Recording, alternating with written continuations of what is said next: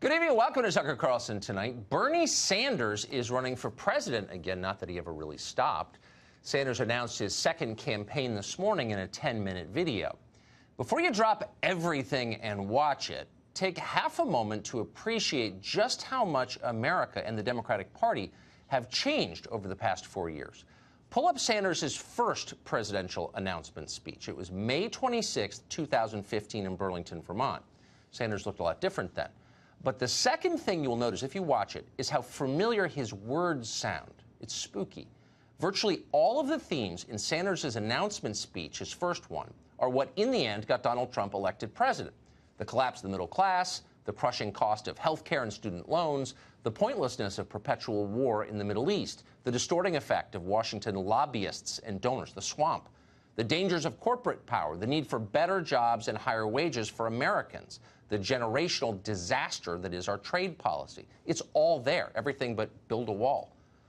Sanders is often described as a 1970s-era socialist, and that's basically true. He honeymooned in the Soviet Union. He looks like he combs his hair with a balloon. But if you listen carefully, what Bernie Sanders was really selling in the last campaign was not Marxism, it was economic populism, and an awful lot of people agreed with it. Many of them wound up voting for Donald Trump in the general election. In case you've forgotten, here's what Bernie Sanders sounded like back then. I am fighting to break up the large banks on Wall Street. But I do want the opportunity to tell them face to face what their greed and illegal behavior has done to this country. If Wall Street does not end its greed, we will end it for them. Well, you could disagree about whether Wall Street and the big banks are really driving America's decline, like all politicians. Sanders was and is an overstater. But looking back, there was something touchingly old-fashioned about the way Bernie Sanders ran that campaign. Sanders made no appeal at all to interest groups. He explicitly opposed interest groups. He instead talked about national unity and the people left behind. His first announcement speech did not mention the words racism or sexism, or for that matter, abortion or gun control. He said nothing about immigration or non-citizens. Sanders was running for Americans, all of them, whether you agreed with him or not. Needless to say, Sanders quickly found himself at war with Democrats. The modern Democratic Party has no place for the idea of nationhood. It rejects the existence of universal interests and values. Instead of a common American culture, Democrats see only tribes. Now, Bernie Sanders is pushing 80, and he seemed completely bewildered by these changes in attitude. In the weeks after the 2016 election, Sanders told one reporter that Hillary Clinton lost the race because, quote, "It's not good enough to say, I am a woman, vote for me." Well, Sanders was right, obviously, but he was way too late. Modern Democrats are defined by identity politics. That's the idea that the accident of your birth determines what you're worth, your value. Some groups are favored, others are blamed and punished. What matters isn't what you do, the choices that you make. What matters is who you are genetically. By the time Brett Kavanaugh was nominated to the Supreme Court 6 months ago, Democrats had made this entirely explicit. Women across this nation should be outraged at what these white men senators are doing to this woman. This is all gross strategizing from 11 old white men. It's a white man strategy that is politically dumb, in my opinion. These people in Congress right now, in that Senate Judiciary Committee, these white men, old, by the way, are not protecting women. Old white men. Not a favored group in the modern Democratic Party, to put it mildly. And yet Bernie Sanders is undeniably all three of those things. So how do you win the nomination of a party that hates you for qualities you can't change? Bernie Sanders is not the only Democrat facing this dilemma, far from it, nor is he the only one to realize that there's really only one solution. You have to embrace identity politics. Getting woke is the only option. So Bernie Sanders has done just that. Here's a clip from his second presidential announcement video released today. Our campaign is about transforming our country and creating a government based on the principles of economic, social, racial, and environmental justice.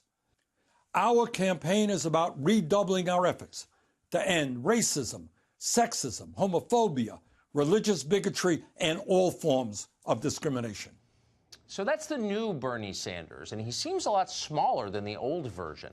Instead of saving America from predatory global capitalism, Sanders plans to save us from Donald Trump's racism and sexism. Okay, let's say he does that. What then? Racism and sexism aren't actually the biggest problems that America faces. Sorry, not even close, actually. Growing economic stratification and a dying middle class, those are the biggest problems. But nobody in Washington wants to talk about those things, and why would they? People in Washington are richer than ever. Any change to the status quo is a threat to them by definition. It's much better for them to have the population squabble over unresolvable questions of identity. A nation that's arguing about skin color is not asking how a tiny group of people is now flying private while almost everybody else has gotten poorer. So identity politics is a tactic designed to prevent conversations dangerous to the ruling class, obviously. It's also a way for some of the most privileged people in America to recast themselves as victims. Cory Booker, for example. Cory Booker went to Stanford, Oxford, and Yale. His parents were IBM executives. Booker has spent most of his career in the Senate carrying water for his fellow privileged people, his peers on Wall Street. Privileged? Yeah, Cory Booker defines that word.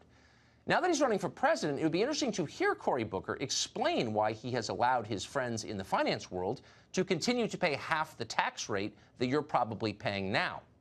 But he likely doesn't want to talk about that. Instead, he'll probably spend most of his time talking about racism, including the racism he has personally experienced as a powerless person who went to Stanford, Oxford, and Yale, and whose parents were IBM executives. So you can see what's going on here. This is a scam. Identity politics is a scam, and it's not so different from the one that Jussie Smollett just pulled. Smollett is a rich actor with a hit TV show. That's fine.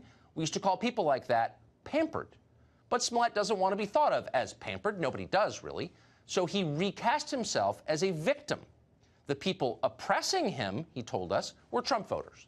Badly educated thugs from some rural backwater, probably. Inbreds who've never read a book. People who don't have Kamala Harris's personal cell phone number.